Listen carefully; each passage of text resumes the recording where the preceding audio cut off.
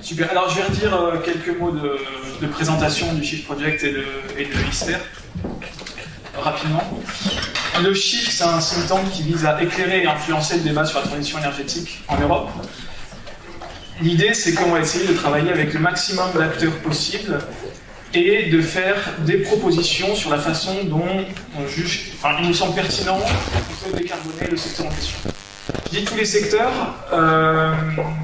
parce qu'on essaie vraiment de traiter tous les secteurs. Par exemple, on a fait récemment ce qu'on appelait le plan de transformation de l'économie française, qui est un panel de propositions pour décarboner la France et pour nous mettre sur la bonne pente dès les 5 prochaines années.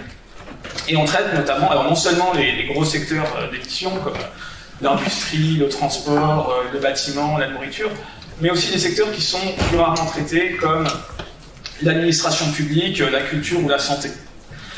Voilà. Et une des choses qui nous tient à cœur au Shift, pardon, je dis juste un mot sur le PTEF, vous pouvez le retrouver sur notre site du Shift, et on a aussi publié un petit bouquin qui est disponible dans la plupart des librairies, c'est un certain succès. Et donc, une des choses qui nous tient à cœur au Shift, c'est de nous assurer que ce qu'on raconte soit cohérent d'un point de vue des matières premières et de l'énergie.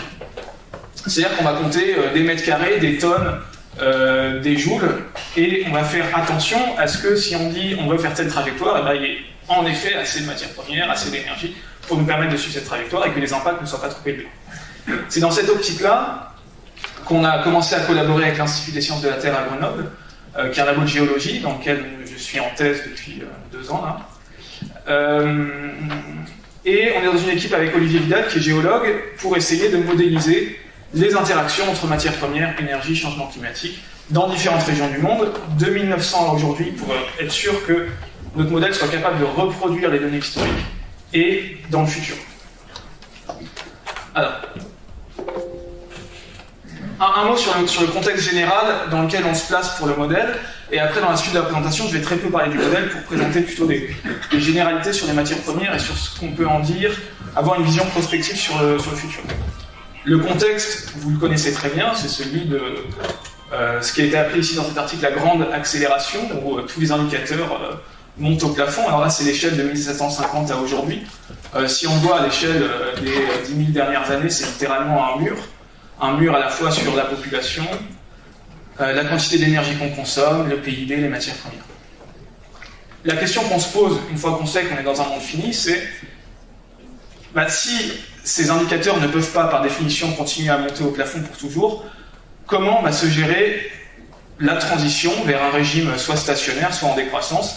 Et est-ce que ça va être de gré parce qu'on fait une transition, ou est-ce que ça va être de force dans la douleur parce qu'on n'aura pas réussi à gérer les problèmes qui nous incombent? Alors il y a une petite particularité qui est que, malgré le fait que ce soit dans un système fini, on est quand même dans un système ouvert sur le soleil, et donc on peut récupérer l'énergie, on rentre comme dans un nouveau paradigme avec le renouvelable, et il se pose des questions, notamment sur les matières premières. Est-ce qu'on va pouvoir déployer autant de renouvelables qu'on veut, quelle est l'énergie nécessaire, etc. Et c'est un peu ça qu'on va essayer de toucher du doigt aujourd'hui dans cette présentation. Tout d'abord, quelques ordres de grandeur sur les matières premières et ce qu'on consomme chaque année. Ici, vous voyez à gauche Dubaï et le plus grand building de la Terre qui fait 800 mètres. Le gros cube derrière, c'est la quantité de ciment qu'on consomme chaque année, qui est donc 4 milliards de tonnes, donc c'est un cube de 1 km sur 1 km sur 1 km.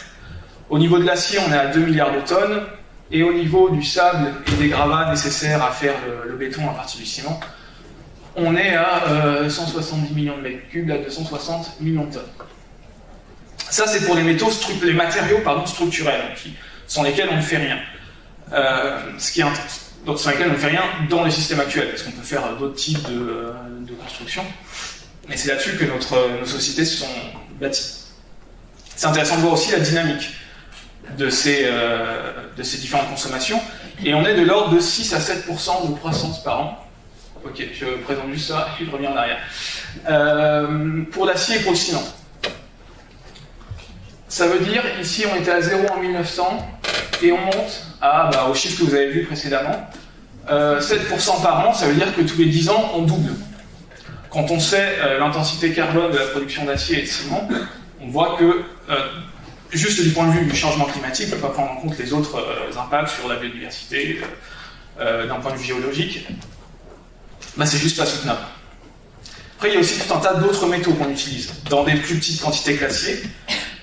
Ça, c'est pour fixer les ordres de grandeur, donc c'est les 3 milliards de tonnes de minerais de fer qu'on extrait, et proportionnellement les autres métaux, donc les métaux industriels qui sont extraits en grande quantité, donc 60 millions de tonnes pour l'aluminium, 56 millions de tonnes pour le manganèse, 38 millions de tonnes pour le chrome, le cuivre, on va y revenir beaucoup, donc 20 millions de tonnes, et après tout un tas de plus petits métaux, des métaux technologiques qu'on retrouve notamment, dont on entend beaucoup parler, de par leur potentielle criticité, et qui sont ici, et pour certains qu'on n'arrive même pas à distinguer par rapport à l'écrasante majorité de l'acier, là du minerai de fer en l'occurrence, dans notre consommation.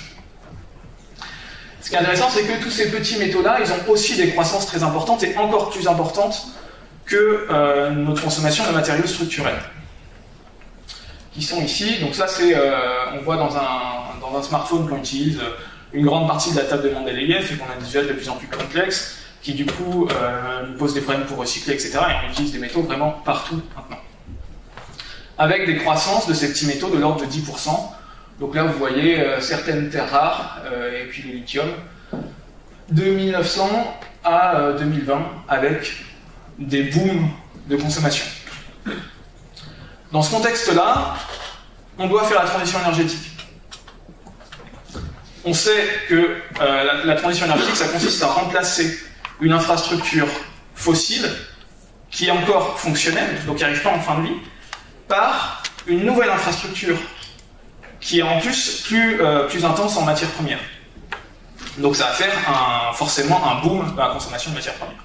Et donc on se demande, est-ce que c'est possible dans les mêmes proportions, d'un point de vue géologique, etc. Pour se remettre les ordres de grandeur en place, on va faire juste une petite devinette, et c'est tout ce qu'on va faire sur l'énergie, parce que vous y connaissez en énergie, sur ce que représente la consommation de pétrole dans nos sociétés. Là, il y a un article publié dans Libération en 2012 qui dit « Historique, c'est ainsi qu'avait été saluée la découverte de pétrole au large de la Guyane. Selon les dernières données de Shell, le bassin pétrolier guyanais comporterait 700 millions de barils. » Alors, à votre avis, en combien de temps l'humanité consomme ces 700 millions de barils, sachant qu'un baril, c'est 160 litres, c'est 80 cm de haut, 50 cm de large. On va faire un petit vote à main levée. Qui pense que c'est en 10 ans? Qui pense que c'est en 1 an? Qui pense que c'est en 1 mois? Et qui pense que c'est en 1 semaine? Ah, vous êtes trop fort. C'est en 1 semaine. Donc c'est 100 millions de barils par jour. 100 millions de barils par jour, on peut faire une petite expérience de pensée. Qu'est-ce qui se passe si on les empile les uns sur les autres? Bah, ça fait 80 000 km par jour. Ça veut dire qu'en 5 jours, on a fait, une semaine, en 5 jours, on a fait un escalier qui va jusqu'à la Lune. En une journée, c'est 2 fois la distance à laquelle on met les satellites, et en 5 jours, on va jusqu'à la Lune. Et donc là, on nous dit, il va falloir remplacer tout ça par du renouvelable si on est dans un système business usual, c'est-à-dire toujours autant d'énergie. Je mets une petite nuance qui est qu'on n'a pas vraiment besoin de produire autant de joules de renouvelables, parce que le renouvelable est de meilleure qualité que le fossile. Donc pour faire bouger une voiture à l'électrique, on a besoin de moins d'énergie que le fossile. Mais bref. Alors, on a vu qu'on disait tout à l'heure que les renouvelables sont très intenses en matière première. On va voir quelques petites images pour avoir encore des ordres de grandeur en tête. Ça, c'est le déplacement d'une pale d'éolienne sur route. Donc la pale, elle fait 70 mètres de long. Là, c'est un camion avec des rangées de 15 roues. Et ici, là, c'est la petite personne qui opère le drone pour prendre la photo. La même éolienne sur un carrefour. Et maintenant, on peut regarder les nouvelles éoliennes offshore qui sont en construction, comme par exemple celle de Saint-Nazaire, là où il y a le premier prototype, et les autres qui sont en développement. Elles font 300 mètres de haut. Ça fait cette taille-là. Donc là, vous voyez ici la tour Eiffel et les nouveaux projets de 14 MW, 14 MW, 15, 16 MW. Ici, vous voyez la taille d'un Boeing 747 comparé à la taille d'une pale. Voilà. 16 MW, ça fait beaucoup de puissance, et maintenant il y a des bons facteurs de charge, on monte jusqu'à 60% dans l'éolien offshore. Mais ça veut quand même dire qu'il en faut une centaine comme ça pour faire l'équivalent d'une tranche de centrale nucléaire. Donc ça a demandé beaucoup d'acier, beaucoup de cuivre, beaucoup de tous les métaux nécessaires à l'intérieur pour tous les systèmes électriques. Donc là, normalement, on se demande est-ce qu'on va avoir assez de métaux pour réaliser la transition énergétique. Pour ça, on va se remettre sur l'exemple du cuivre avec... Ok, non. Avant ça, on va se remettre quelques ordres de grandeur sur qu'est-ce qu'il y a dans la croûte terrestre. Dans la croûte terrestre, il y a de l'oxygène à 46%, du silicium 28%, de l'aluminium 8%, du fer à 6%, du calcium à 4%, du sodium à 2%, du magnésium à 2%, potassium, titane, hydrogène, et tout le reste, c'est 0,48%. Donc, ce qu'on voit là, c'est que dans les métaux qu'on utilise, l'aluminium, c'est pas rare, le fer, c'est pas rare, le magnésium, c'est pas rare, et tout le reste, a priori, c'est pas mal rare. Le cuivre, on est à 0,006% dans la croûte terrestre, et on en consomme 20 millions de tonnes. C'est-à-dire qu'il va falloir remuer beaucoup de terre pour aller chercher ça. Alors bien sûr, les métaux, ils sont concentrés, on ne va pas aller chercher à cette concentration-là. L'acier, on va aller chercher concentré à 50%, l'aluminium à 30%, enfin le fer, pardon. Et le cuivre, on va voir l'exemple maintenant. La consommation de cuivre a été exponentielle de 1900 à aujourd'hui. De grosso modo 0 jusqu'à 20 millions de tonnes aujourd'hui. Ça fait longtemps que c'est exponentiel, et donc, à la fin du 19e siècle et courant 20e siècle, il y a des gens qui ont prédit des pénuries de cuivre courant 20e siècle, pendant le 20e siècle, et maintenant courant 21e siècle. Et en fait, ce qui s'est passé, c'est que non seulement il n'y a pas eu de pénurie, mais en fait, les réserves de cuivre n'ont fait qu'augmenter. On va faire un petit point technique sur la différence ressources-réserves. Ressources, c'est ce qui est dans la croûte terrestre, ce qu'on a vu tout à l'heure, donc le 0,006% pour le cuivre. Et réserve, c'est ce qui est techniquement, politiquement, économiquement exploitable à un instant T. C'est-à-dire c'est que si on a du cuivre sous nos pieds mais qu'on n'a pas la technologie pour aller chercher, on ne va pas le chercher. Si on n'a pas le droit, parce qu'il y a un moratoire sur l'extraction, on ne va pas le chercher. Et si on n'a pas les sous, on ne va pas le chercher. Mais ça veut dire que petit à petit, par exemple avec l'évolution des technologies, on peut aller chercher de plus en plus de cuivre et donc avoir de plus en plus de réserves. C'est précisément ce qui s'est passé avec ici, vous voyez, l'évolution des réserves de cuivre au cours du temps. On est passé de 25 millions de tonnes en 1900 à 740 millions de tonnes aujourd'hui. Donc ça veut dire qu'on reste tout le temps à 30 années de réserve. On se dit, bon bah, est-ce que le cuivre, c'est un problème? Donc déjà, on peut essayer de comprendre pourquoi ça évolue comme ça. Ce qu'il faut voir, c'est que quand on va chercher un métal dans la croûte terrestre, on va d'abord prendre ce qui est le plus concentré. C'est normal parce qu'on va chercher le plus facile et petit à petit on va chercher des métaux de moins en moins faciles à exploiter. Et donc ça se voit sur la concentration des gisements qu'on va exploiter. Ici vous voyez la concentration des minerais de cuivre en tendance de 1900 à aujourd'hui avec une extrapolation. On a cherché des minerais à 4% en 1900 et aujourd'hui on est de l'ordre de 0,8 voire 0,5%. Parce qu'il y en a eu de moins en moins, mais aussi qu'on a eu de la technologie pour aller les chercher.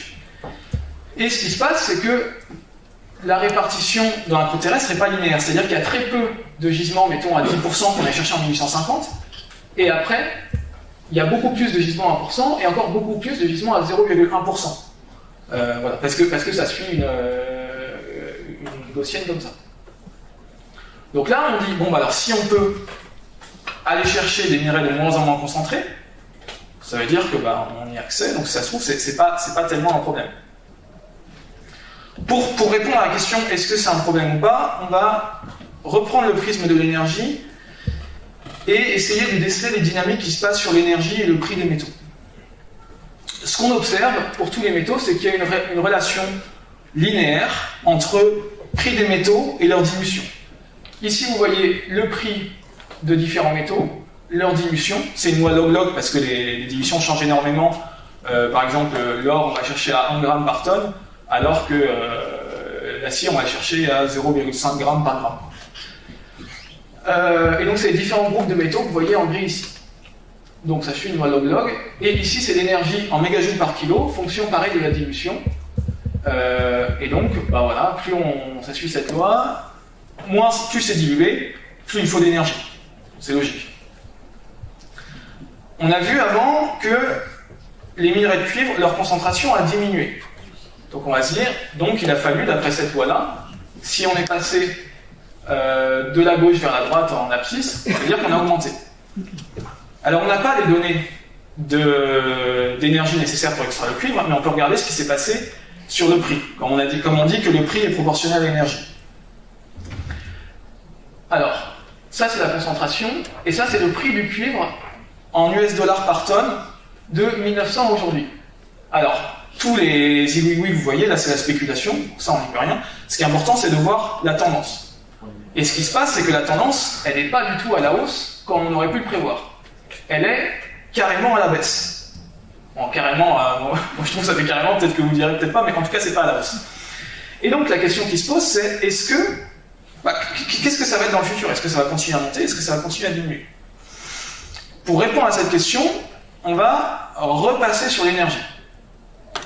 Et on va regarder quelle est l'énergie dont on a besoin, quelle énergie qu'on utilise pour aller chercher des matières premières, et quelle est l'énergie limite qu'on peut utiliser.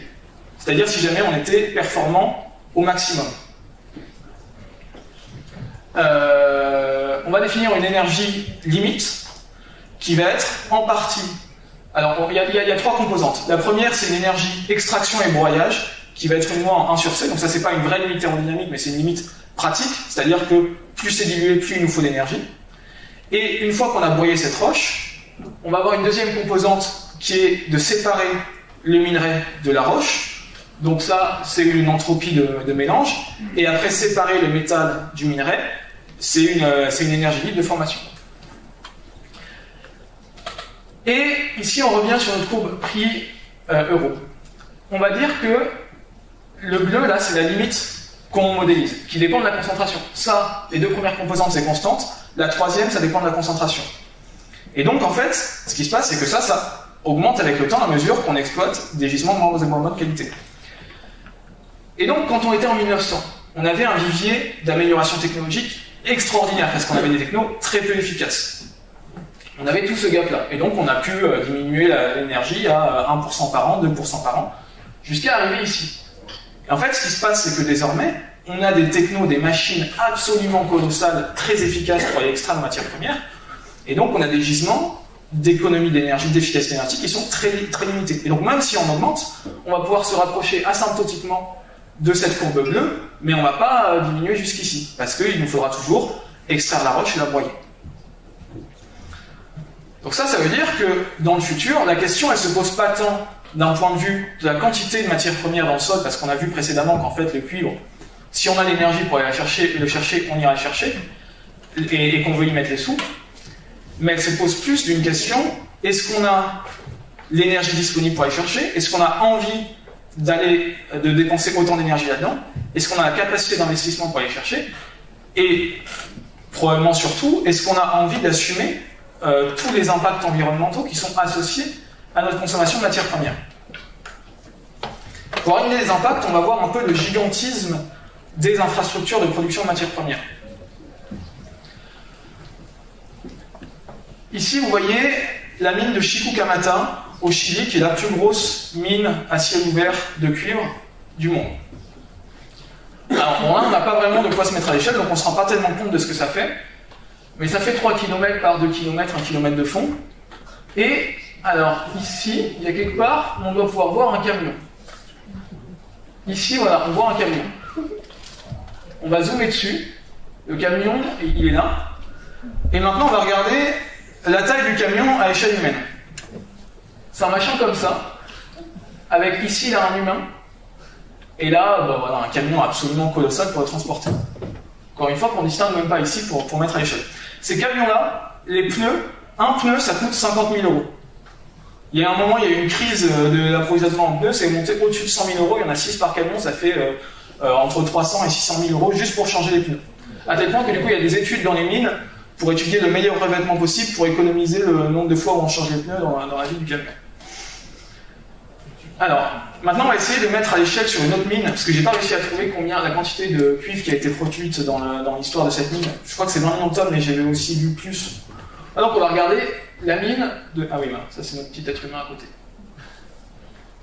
La mine de Palabora, en Afrique du Sud, qui est la plus grande mine à ciel ouvert d'Afrique du Sud. Il y a un artiste qui s'appelle Dylan Marsh, qui a travaillé avec l'association Systext pour représenter dans une mine la quantité de métal qui a été extrait par rapport à la taille du trou. Donc c'est ça. Je vous invite à aller voir sur le site, il a fait la même chose pour les diamants. Et les diamants, en fait, on ne les distingue même pas. C'est-à-dire qu'il y a un truc, et il met un diamant au centre, et ben en fait, on ne le voit pas. Et ça, c'est le point blanc qui correspond à la boule de cuivre qui a été produite. Donc ça, c'est 4 millions de tonnes. 4 millions de tonnes par rapport à toute la surface ici nécessaire pour toute l'infrastructure pour transformer les matières premières et pour stocker les déchets. Pour donner un ordre d'idée, ça fait 25 km². Grenoble, c'est 18 km². Et il faut faire 5 fois ça tous les ans pour produire notre consommation annuelle de cuivre. Maintenant, dans les petits rapidement, le processus pour passer de la roche au métal. C'est normal que vous ne puissiez pas lire grand-chose, c'est juste pour montrer les ordres de grandeur. Pour un jour de production dans une mine de cuivre moyenne à l'échelle mondiale. On va extraire 270 000 tonnes de roches, parmi laquelle il y a des roches, disons, inutiles, et la roche qui contient le minerai. Donc ça, il y en a 80 000 tonnes par jour.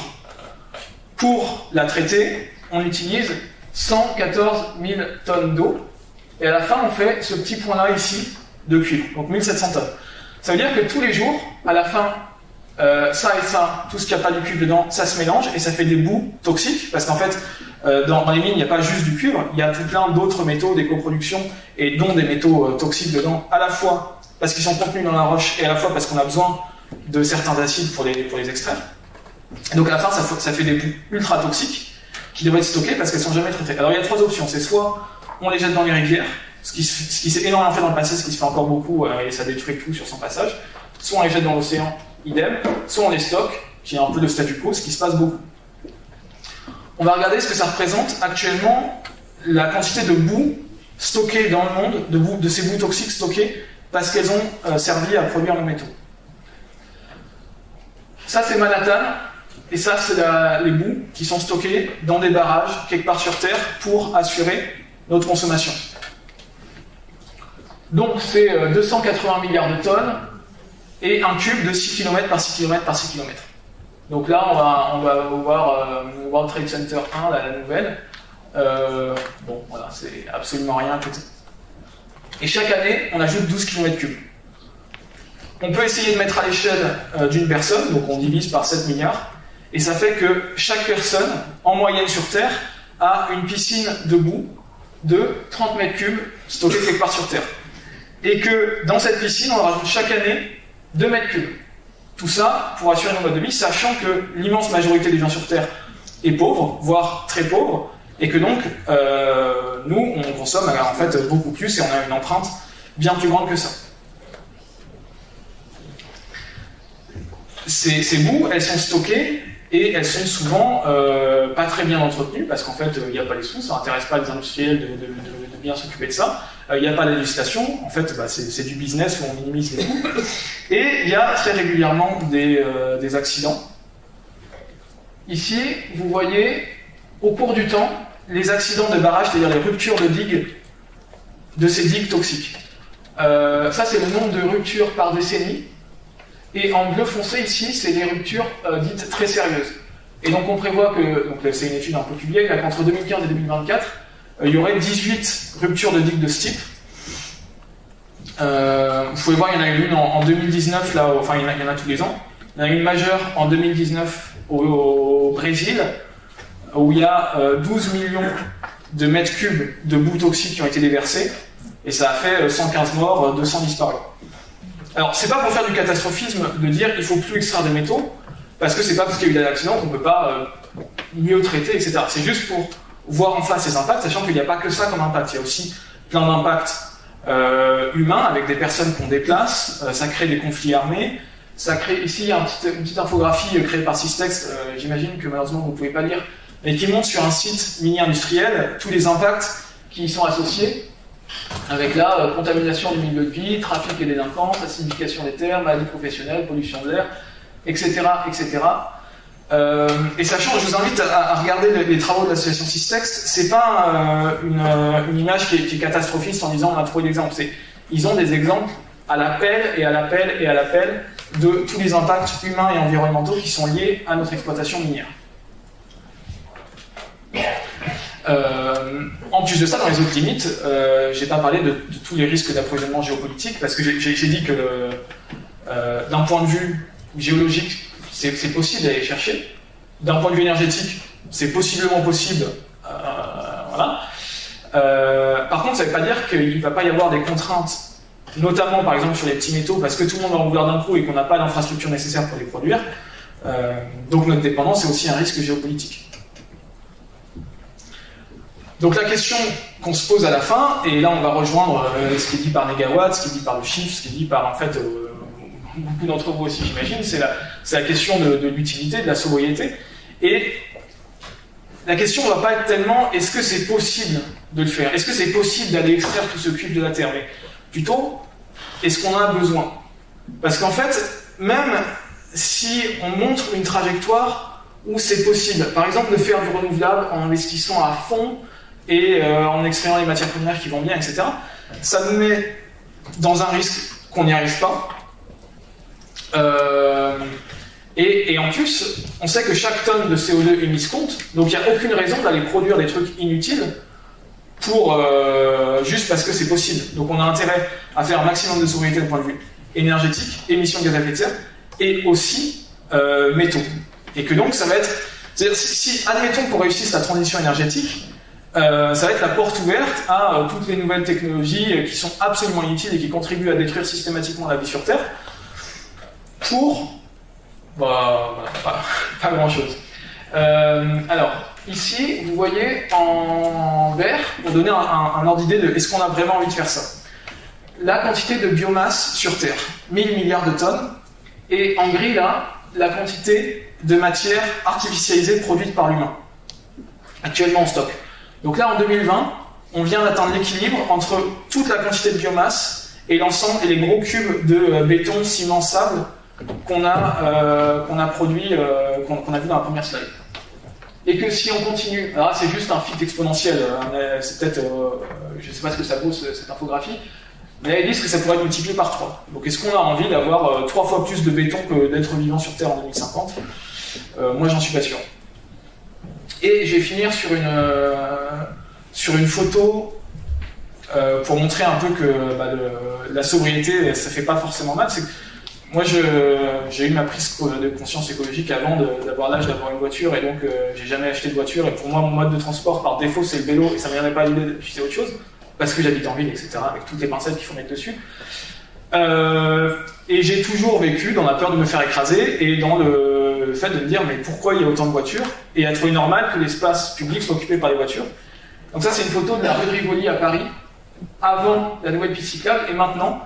Et c'est, je sais pas, enfin pour ceux d'entre vous qui connaissent Paris et qui ont l'habitude d'y circuler en vélo, c'est absolument extraordinaire. On se retrouve au milieu d'une route qui fait 10 mètres de large, et on peut faire du vélo tranquille, sans avoir peur de se faire écraser, sans bruit. Et c'est vraiment des modes de vie qui en fait peuvent être meilleurs. Et là on peut aussi se mettre maintenant, quand on se balade dans la rue, à imaginer au-dessus de chaque voiture les mètres cubes de boues toxiques qui sont stockés pour la production de cette voiture quelque part, et qui sont à peu près peanuts pour des vélos. Même des vélos électriques où ça reste rien à part une voiture, à l'échelle d'une voiture. Voilà, je vous remercie.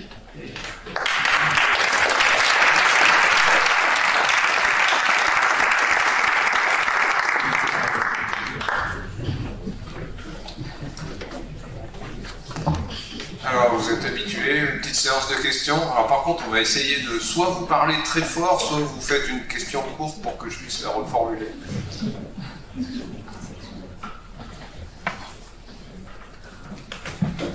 Merci pour votre présentation.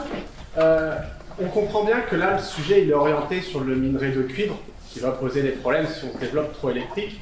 Le problème se poserait sur le lithium, de la même manière, on ne le voit même pas sur la diapositive 15, tellement il doit être petit. Là où c'est plus une remarque qu'une question, au début vous mettez sur la même échelle le ciment et l'acier, et il y a quand même une grosse différence, c'est que l'acier c'est recyclable. Et c'est peut-être pas optimisé actuellement, et on va peut-être en consommer plus quand même, donc continuer d'extraire. Mais il y a plusieurs matériaux, et notamment, on avait parlé sur le retraitement des boucles, qui ne sont pas intéressantes parce que ça coûte rien en fait. Mais que au final, tous les petits métaux qu'il peut y avoir dans ces bouts qui vont être extraits d'une autre manière pourraient être valorisés en fait. Mais c'est plus le côté de mettre dans le même panier, on va dire l'acier et le ciment, alors qu'il y en a un qui est recyclable, qui se développe le recyclage, j'ai l'impression que c'est de plus en plus incité. Ça fera pas tout, mais faut y penser. Je suis complètement d'accord. Et en plus, ça se recycle avec de l'électricité qu'on peut avoir décarbonée, donc c'est pas mal. Mais par contre, il y a une question de dynamique de développement. Et là, par exemple, sur l'acier, il y a 50% de la demande mondiale d'acier qui vient de la Chine. Donc ils sont passés de 0 en 1970, voire même en 2000, à 1 milliard de tonnes en 2020. Et donc ça, c'est forcément du primaire, parce qu'il n'y a nulle part sur Terre, on peut trouver des stocks en fin de vie nécessaires. Et donc c'est pareil, si on dit que l'Inde va se développer massivement, que certaines régions d'Afrique, d'Amérique du Sud, ça va poser des questions d'un point de vue de l'acier. Par contre, nous, en France, d'une part, il faut qu'on arrête de construire neuf dès que c'est possible, d'artificialiser, etc., et de recycler au maximum, complètement. Après, j'avais vu une conférence d'Olivier Vidal, c'est comme ça qu'il s'appelle, où il disait que même en recyclant, de toute façon, la limite était en vue, quoi. Parce qu'en recyclant, on en perd, à chaque cycle, on en perd une partie, et puis au bout d'un moment, on n'en a plus aussi. Après, l'avantage de l'acier, c'est que c'est quand même concentré et facile à recycler, mais le delta pour le cuivre, ouais. Après, si vraiment on a à produire que le delta, à produire de la mine que le delta parce qu'on recycle à 100%, mais pas qu'on a quelques pertes, je pense que c'est pas si grave. Ouais. Bien. J'ai une question, du coup, merci beaucoup pour la présentation, super bien illustré, bravo.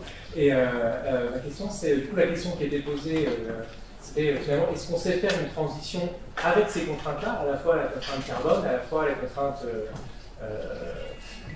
biodiversité, à la fois tout ça, et en même temps respecter les ressources en métaux. Et finalement, je sais que tous les scénarios ADEME, Shift, Megawatt ont travaillé sur leur volet matériaux et ont chacun démontré leur vision du respect des limites planétaires en termes de ressources. Et donc, c'est des scénarios qui sont possibles. Voilà, j'aurais aimé peut-être que vous disiez un petit mot de dans le scénario du Shift, quels axes on donne, quelles priorités on se donne, quels choix on fait. Pour réussir cette transition, du coup, en tenant compte de ces limites. Ouais. Alors, dans le scénario du Shift, on n'a pas, en fait, le modèle n'est pas complètement fini, hein, on n'a pas pu tout modéliser les trucs ce qui a été fait par le Shift. Donc, pour l'instant, c'est beaucoup moins évolué que le modèle de Megawatt. On compte beaucoup moins les choses. Un jour, on espère que ce sera très bien. Et donc, c'est la sobriété, forcément, hein, le maître mot partout. Et c'est d'ailleurs, on a fait un séminaire du Shift pour la semaine dernière pour élaborer les grandes stratégies à long terme, essayer de sortir de juste notre prisme CO2 énergie, est-ce qu'on a envie de parler de biodiversité, etc. Et donc, le constat qu'on a, la conclusion qu'on a fait, c'est de dire on va le faire sous le prisme des ressources en disant que la perte de biodiversité c'est dû à notre artificialisation des sols et à notre utilisation massive de ressources. Et donc, si on veut traiter le sujet, on a juste à dire il faut un maximum de sobriété sur ces matières. Et sur la faisabilité, il y a quelque chose qui me semble évident, c'est que si on ne regarde pas les euros et que tout le monde fait de la sobriété, c'est clair que c'est possible. C'est-à-dire, le renouvelable, c'est une technologie mature. On peut faire du nucléaire si on en a envie. Il y a des viviers pour consommer beaucoup moins d'énergie. Donc, c'est possible. Par contre, ça implique de consommer beaucoup moins d'autres choses. Et donc, ça pose la question de la croissance économique, qui me semble infaisable à court terme. Alors, on peut dire peut-être dans longtemps, on pourra se remettre à croître parce qu'on aura de l'énergie décarbonée, etc. Et ça, le problème, c'est que c'est une question qui est jamais prise en compte par les instances dirigeantes, même pas d'un point de vue prudentiel, c'est-à-dire qu'ils pourraient se dire, ok, on veut de la croissance, mais qu'est-ce qui se passe si on n'a pas développé notre infra renouvelable assez vite et qu'on a une contraction sur notre approvisionnement de pétrole? Ça fait qu'on peut produire moins de choses, et donc, nécessairement, ça fait de la récession. Et c'est un angle mort complet des politiques publiques, et on ne sait pas comment le système peut fonctionner en récession. Parce que tout repose, nos prêts, le mode de fonctionnement des entreprises, sur la croissance économique. Et donc là, il y a une grosse question de recherche à savoir comment on fait cette transition concrète, quoi, du jour où on est là et où on doit produire moins de choses.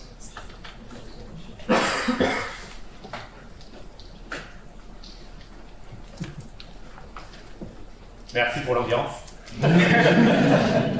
Sans voix.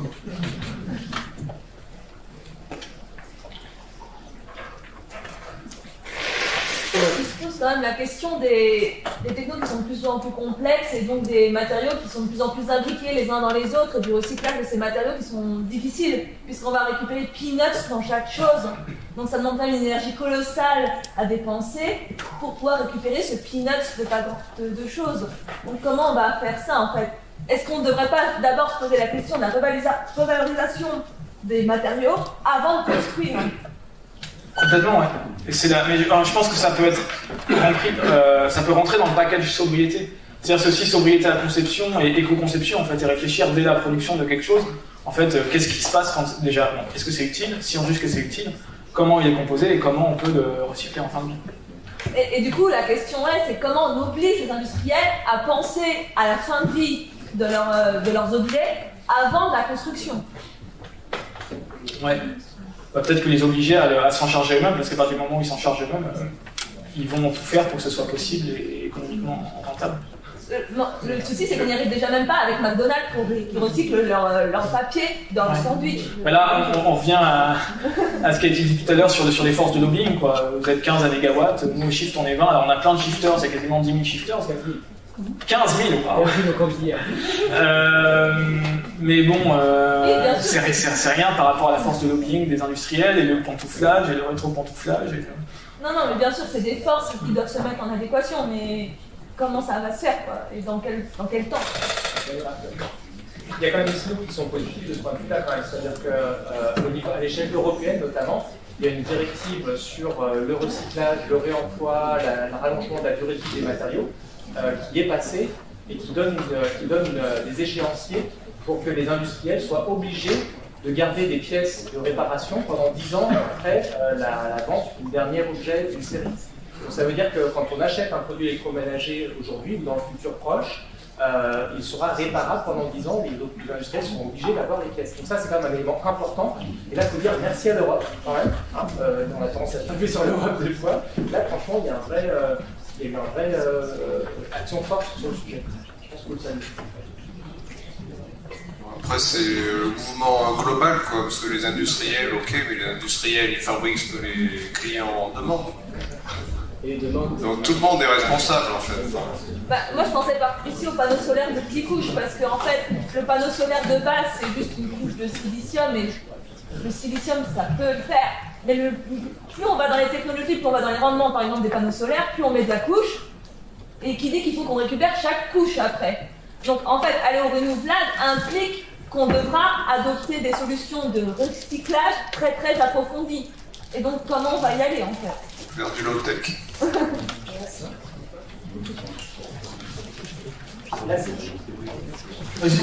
C'est un exemple particulier parce que là, en l'occurrence, les couches là, elles sont séparables mécaniquement. Les couches elles sont séparées par un film plastique, comme ça. Du coup, c'est pas compliqué mécaniquement d'arracher la première couche de silicium, d'arracher la feuille de plastique, d'arracher la deuxième couche de silicium, et après on fond le silicium comme si c'était du monobloc. Et là, il n'y a pas de complexité particulière. Du silicium de photovoltaïque, quand on le recycle, ça existe déjà, on le recycle déjà, c'est déjà 99,9% de silicium plus les produits dopants qui sont les métaux dopants qui sont dedans. Donc en fait, il n'y a rien de mieux à faire que de repartir ce silicium-là pour refaire du silicium photovoltaïque. Donc, je veux dire, le process recyclage photovoltaïque n'était pas du tout un problème. Je fais une autre parenthèse au passage sur les énergies renouvelables. Là, on a parlé beaucoup du cuivre. Il faut savoir quand même que dans une éolienne actuelle, on utilise du cuivre pour les bobinages, pour les doubles bobinages de cas échéant, Quand on n'a plus de cuivre, on passe à l'aluminium, et là la ressource elle est beaucoup plus importante et moins critique aujourd'hui. Et c'est pas du tout un souci technologique, on sait le faire. De même que dans le bâtiment, on est en train de substituer le cuivre à l'aluminium, notamment pour les colonnes électriques, parce qu'on se fait chaud avec cuivre sur les chantiers. Et là, on est en train de substituer le cuivre. On peut faire exactement la même chose dans les éoliennes. Donc il y a aussi cette dimension-là à prendre en compte, qui permet aussi de réussir la transition sans buter sur les limites. Je suis plus inquiet par contre sur le lithium et la question des batteries. Là par contre aujourd'hui, en termes de substituts technologiques, on n'a rien dans les tuyaux. Là-dessus, c'est vraiment une question, je sais pas, une réflexion en cours de formation, mais du coup, ce qui est remarqué, là, vous parlez des substituts, etc. Le souci des substituts aussi, c'est pourquoi on ne commence pas directement par là, dans le sens où on a l'impression qu'on est en train de chercher des compromis entre l'efficacité pour essayer d'avoir la technologie la plus performante, mais en même temps, d'un autre côté, on voit qu'il y a des solutions avec des substituts en termes de ressources qui sont peut-être plus intéressantes en termes de présence en termes de ressources. Et du coup, comment on fait ces choix de compromis? Qu'est-ce qu'on entend? Parce qu'en fait, c'est deux tendances qui vont dans des sens différents. D'un côté, une possibilité, une disponibilité des ressources, et de l'autre, une performance qui est peut-être moindre. La question, moi je la trouve quand même pertinente sur le photovoltaïque. Pourquoi pas avoir plein de monoblocs, même si le rendement n'est pas incroyable, mais qui en termes de coût, en termes de technologie, c'est peut-être plus facilement installable, et en termes de ressources, c'est peut-être plus intéressant pour la planète.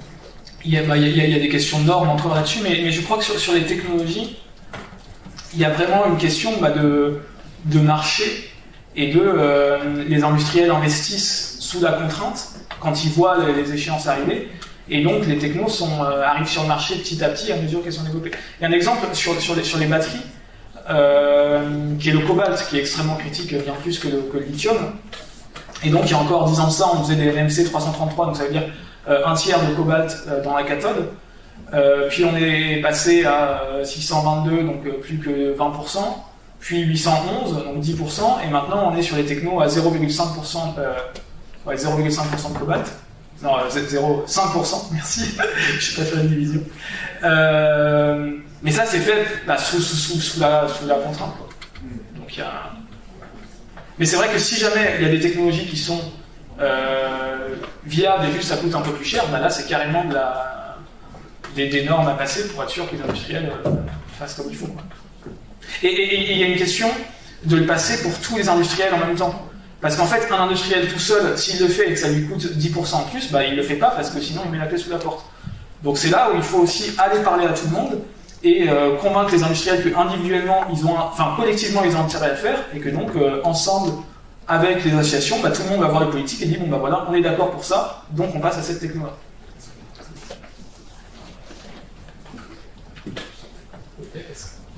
Est-ce qu'on peut recycler le photovoltaïque avec du photovoltaïque?